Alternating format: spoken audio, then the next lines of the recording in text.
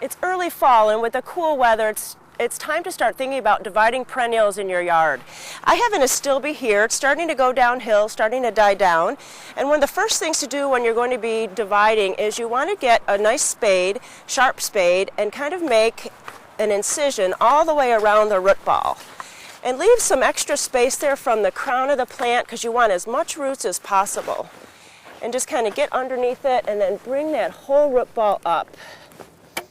All right, so you can see that this has just a lot of roots there, and there are several crowns here. I like to get a nice sharp knife. I usually go to a resale shop or something and get a nice knife so I don't have to ruin mine. And then take your pruners and trim off all the old foliage. Then you can really see what's going on. And just kind of select a point and to get these kind of crowns and just kind of divide right through there. And just saw.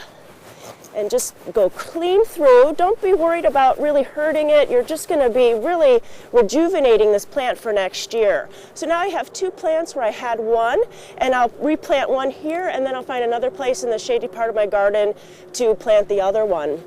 Another thing you could do is grasses.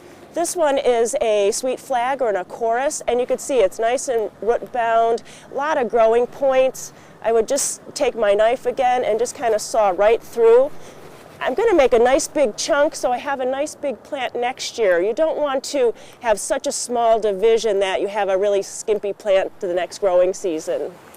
Hostas are another great one to do in the fall.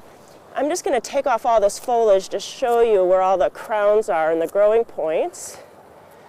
And you can see all of these are going to be leaves next year, so I want to divide that one in half. I'm just going to take my knife again and go right through.